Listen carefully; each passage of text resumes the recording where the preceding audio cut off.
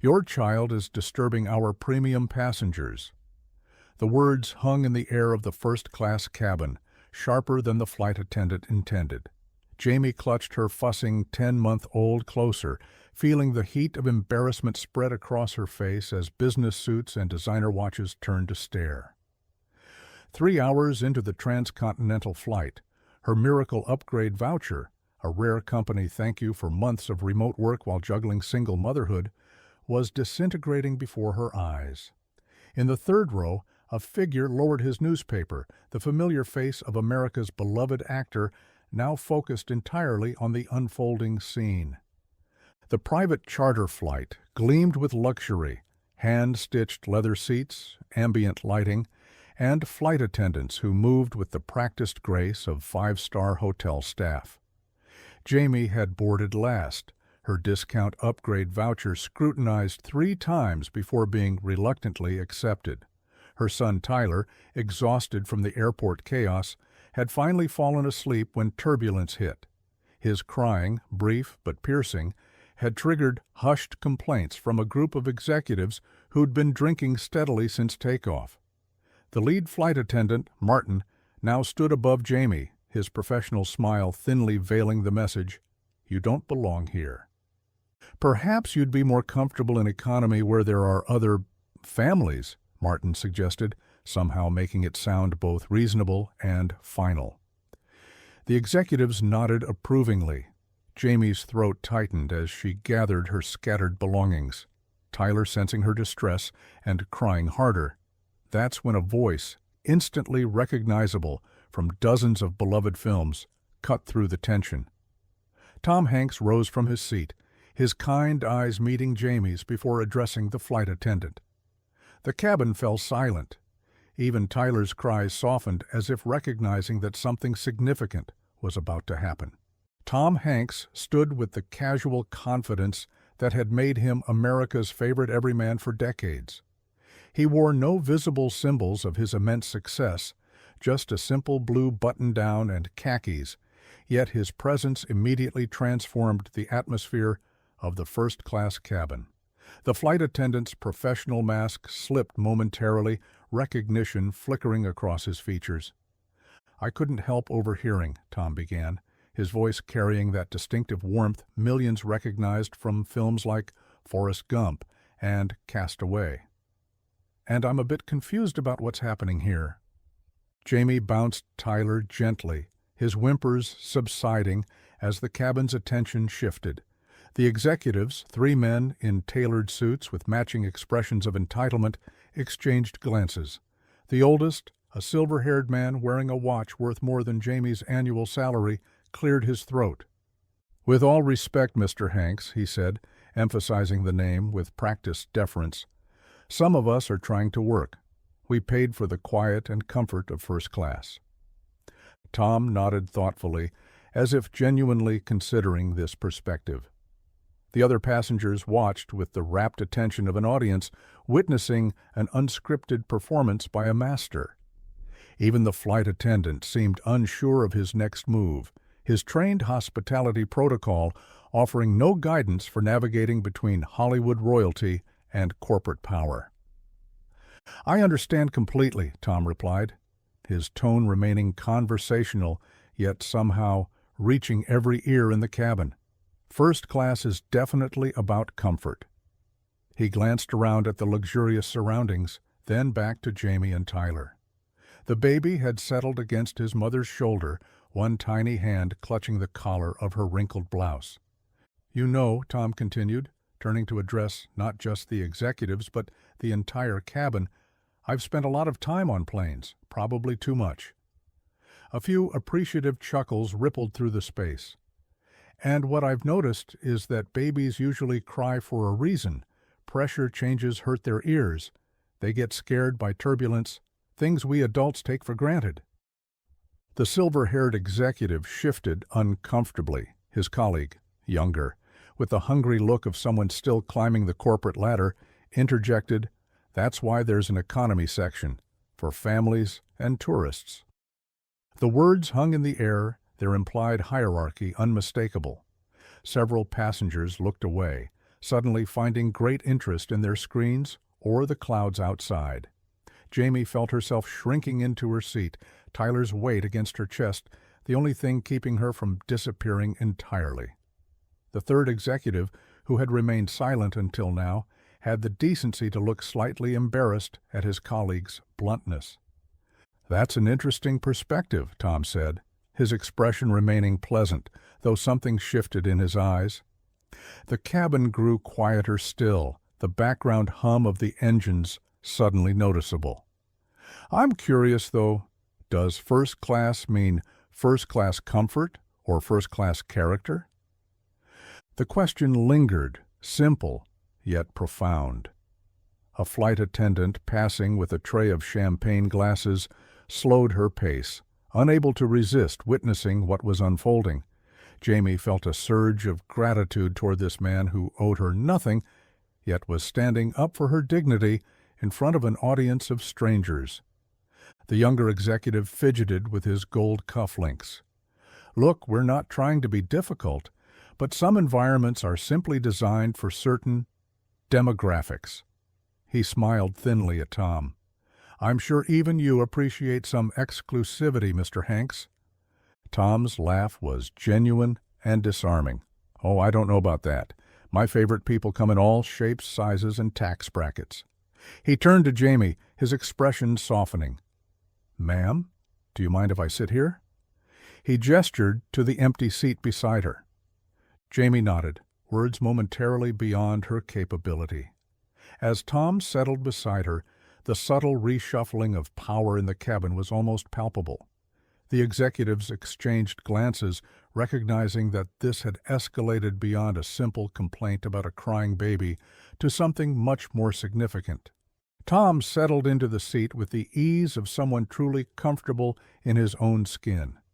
Tyler, seemingly sensing the shift in energy, blinked up at the actor with curious eyes. Tom smiled and wiggled his fingers in a little wave, earning him a toothless grin from the baby. "How old?" Tom asked Jamie quietly, as the cabin around them buzzed with whispers and the discreet glow of smartphones being activated to capture the unexpected celebrity encounter. 10 months, Jamie replied, her voice steadier now. "He's usually pretty good on flights, but the turbulence scared him." Tom nodded knowingly. "My kids were the same way. It's like they can sense the pressure changes before we do." He spoke in a normal conversational tone, making no effort to hide their interaction from the rest of the cabin. Martin, the flight attendant, hovered uncertainly nearby, his customer service training failing to provide a protocol for this situation. The silver-haired executive cleared his throat loudly, an obvious bid for attention. "Mr. Hanks," he called, leaning slightly into the aisle, "while we all appreciate your films, there's a matter of principle here. First class has certain standards." Several passengers shifted uncomfortably. A woman in designer sunglasses 3 rows back removed them slowly, as if to ensure she was seeing the situation clearly. 2 college-aged girls whispered urgently to each other, one of them typing rapidly on her phone. "Standards?" Tom repeated thoughtfully, as if considering the word for the first time. "That's interesting. What standards would those be exactly?" The executive's confident expression faltered slightly. "Well, a certain level of professionalism, decorum, peace and quiet for those conducting business." Tom smiled, the warm, crinkly-eyed smile that had charmed audiences for decades. "I've been in this business a long time," he said, gesturing vaguely at the entertainment industry as a whole. "And I've found that true professionals can adapt to any environment. It's actually a skill I look for when hiring people." The younger executive, sensing his colleague floundering, jumped in. "With all due respect, sir, not everyone can afford to be so egalitarian. Some of us work in industries where image and exclusivity matter." Tom's expression remained genial, but his eyes sharpened with interest. The entire cabin seemed to hold its breath, passengers abandoning all pretense of not listening. Even the flight crew had slowed their routine tasks, finding reasons to linger within earshot. "You know what's interesting about exclusivity," Tom said, his voice taking on the thoughtful quality that had narrated documentaries and brought historical figures to life. "I've been fortunate enough to be invited into some of the most exclusive spaces in the world: presidential dinners, royal gatherings, Oscar parties with more net worth than small countries." He paused, gently offering his hand to Tyler, who grabbed his index finger with surprising strength. Tom chuckled, before continuing. "And in all those exclusive spaces, I've never once seen someone made to feel small for having a child with them. In fact, quite the opposite. I've watched world leaders pause negotiations to make silly faces at babies." He looked directly at the executives now. "That's actual power, the kind that doesn't need to push others down to feel tall." A wave of murmurs swept through the cabin. An elderly woman across the aisle nodded vigorously, while a businessman, who had been silently observing, suddenly closed his laptop, his expression thoughtful. The silver-haired executive's face flushed slightly, but the younger one leaned forward, undeterred. "That's a lovely sentiment from someone worth hundreds of millions," he said, his voice precise and cutting. "But in the real world, there are appropriate settings for children, and a premium business cabin simply isn't one of them." Martin, still hovering nearby, seemed emboldened by this and stepped forward. "Perhaps we could find a solution that works for everyone," he suggested, his professional smile returning. "We do have a comfort area in economy that might be more suitable for the child." Jamie tensed, clutching Tyler closer. The humiliation of being asked to move, again and now in front of everyone, burned in her chest. Tom's hand moved slightly, a small gesture that somehow conveyed both reassurance to Jamie and a request for patience. "Actually," Tom said, his voice remaining calm, but carrying an undercurrent of steel that silenced the cabin, "I think I might have a solution that works for everyone." He turned to Jamie with a warm smile. "Would you mind if I held Tyler for a minute? I promise I'm pretty good with kids. Had plenty of practice." Surprised, Jamie hesitated only briefly before carefully transferring her son into the actor's waiting arms. Tom cradled Tyler with practiced ease, the baby looking almost comically small against his chest. Tyler, far from being distressed by the stranger, seemed fascinated by Tom's face, reaching up with curious fingers. "There we go, buddy," Tom said softly, before looking up to address the cabin at large. "You know, I've been thinking about what makes a space premium or first class." Every eye was on him now. 3 rows back, someone was definitely filming. The third executive, who had remained largely silent, suddenly looked deeply uncomfortable, as if sensing where this was heading.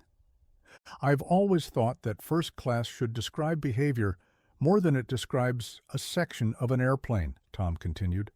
"When I started in this business, I couldn't afford anything close to first class.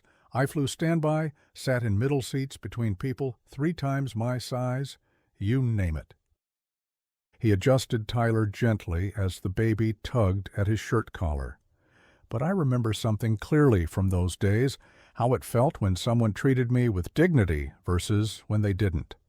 The price of the seat had nothing to do with it." The silver-haired executive shifted in his seat, his earlier confidence evaporating under the collective gaze of the cabin.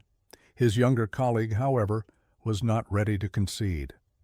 "That's a charming perspective," he said, his tone suggesting it was anything but this isn't about feelings. It's about a service we paid for being disrupted." Tom's expression remained unchanged, but something in his posture straightened almost imperceptibly. Tyler, as if sensing the shift in energy, fell completely silent in his arms, wide eyes moving between the faces around him. The confrontation had reached its tipping point, and everyone on the plane knew they were witnessing something extraordinary. Tom adjusted Tyler in his arms, the baby now completely calm against his chest. The actor's eyes, kind but unwavering, moved from the executives to Martin the flight attendant before addressing the entire cabin. "I'd like to try a little experiment, if everyone would indulge me for a moment," he said, his voice carrying the same captivating quality that had commanded screens for decades. "Raise your hand if you were ever a child." A beat of confused silence followed, before hands tentatively began rising throughout the cabin. Within seconds, every passenger, including the reluctant executives, had a hand in the air. Tom nodded appreciatively, as if they'd just provided profound insight. "Now, keep your hand up if you've ever been tired, uncomfortable, or upset while traveling." Not a single hand lowered. A few knowing chuckles rippled through the cabin. "Last one," Tom continued, his expression thoughtful. "Keep your hand up if someone, a stranger, a flight attendant, maybe just a kind person nearby, ever showed you a small kindness during one of those moments that made all the difference." As hands remained raised, something shifted in the collective atmosphere of the cabin. The woman in designer sunglasses brushed something suspiciously like a tear from the corner of her eye. Even the silent third executive seemed lost in a personal memory. "That's what I thought," Tom said softly. He turned to Jamie, whose eyes glistened with unshed tears. "This young mother isn't asking for special treatment.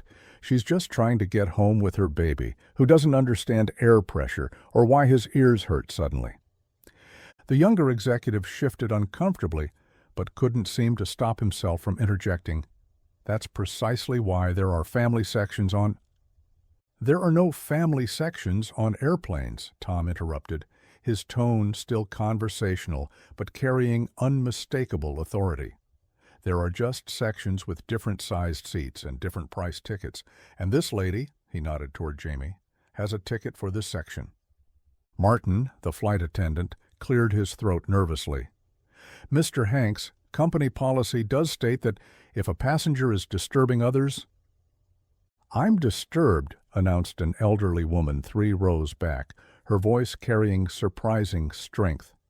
"I'm disturbed that in 2024 we're still treating mothers like inconveniences." She fixed Martin with a stern gaze that suggested decades of taking no nonsense from anyone. A ripple of murmured agreement spread through the cabin. The college-age girls were definitely filming now, their phones held up without pretense. Tom bounced Tyler gently as the baby cooed and reached for the actor's nose. "You know," Tom said, addressing Martin directly but ensuring his voice reached everyone, "I've played a lot of roles in my career, astronauts, soldiers, shipwreck survivors, but the hardest job I ever had was being a parent to small children." He smiled down at Tyler. "No director ever demanded as many rewrites and retakes as my kids did." Laughter rippled through the cabin, breaking some of the tension, but Tom wasn't finished. "The thing is," he continued, "we all share this world. Sometimes that means we hear a baby cry. Sometimes it means we have to take a work call in a noisy cafe. The measure of our character isn't the inconveniences we face, it's how we respond to them." The silver-haired executive, perhaps sensing the tide of public opinion turning decisively against him, attempted damage control. "No one is suggesting the young lady doesn't deserve to be here," he said smoothly. "We were merely concerned about the comfort of all passengers." "That's generous of you," Tom replied, with such genuine warmth that it took a moment to recognize the gentle rebuke beneath his words. "Though I noticed your concern only extended to certain passengers." The younger executive flushed darkly but remained silent, his colleague placing a warning hand on his arm. Throughout the cabin, smartphones continued to capture every word, every expression. Tom turned his attention back to Jamie, who watched the exchange with a mixture of awe and gratitude. "How long is your flight today?" he asked her. "Another 4 hours," she replied, finding her voice stronger than before. "I'm going home to see my parents. They haven't met Tyler yet." Something in the simplicity of this statement seemed to touch everyone who heard it. Several passengers exchanged glances, their expressions softening. The elderly woman dabbed at her eyes with an embroidered handkerchief. "First grandchild?" Tom asked with a knowing smile. Jamie nodded. "My dad's been sick. Cancer. I've been trying to get home for months, but between work and childcare—" She trailed off, the weight of her circumstances suddenly visible to everyone. Tom handed Tyler back to her with gentle care. The baby settled against his mother contentedly, his earlier distress completely forgotten. Tom then stood, addressing the cabin at large, but focusing particularly on the executives. "I think I need to clarify something," he said, his voice carrying both humility and unmistakable conviction. "I'm not special because I'm in movies, that's just my job. But each of us has a special power that costs nothing to use, the power to make someone else's day better or worse." He gestured toward Jamie and Tyler. "This mother isn't asking for special treatment.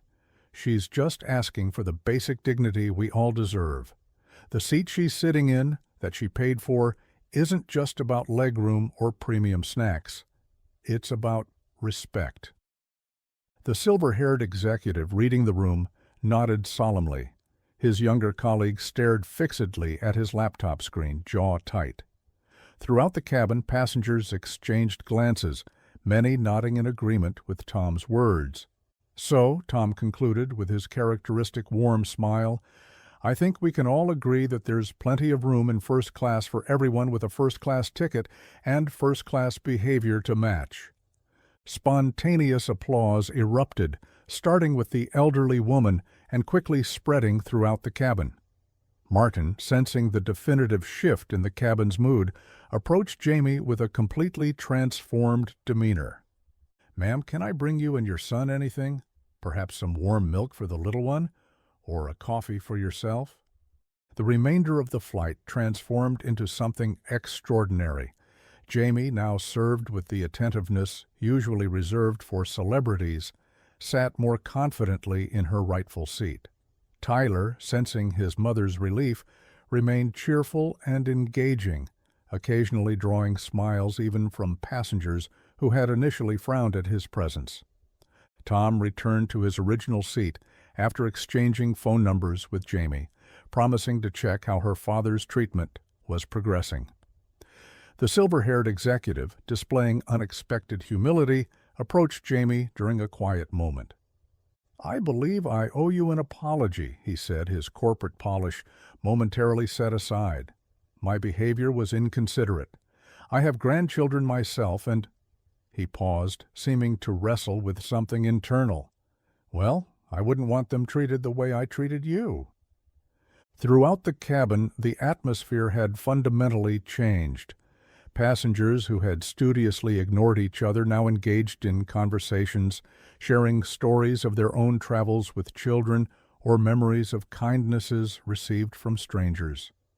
The college-aged girls, having captured much of the exchange on their phones, were already adding captions to their videos, their expressions suggesting they understood they'd witnessed something significant. Even the younger executive, though he never approached Jamie directly, was observed giving up his aisle seat to an elderly passenger struggling to reach the lavatory.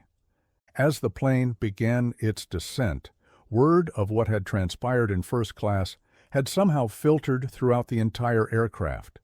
Flight attendants from economy made excuses to pass through, their eyes lingering respectfully on Tom, but more surprisingly, offering warm smiles to Jamie and Tyler. The videos taken by passengers began their viral journey even before landing.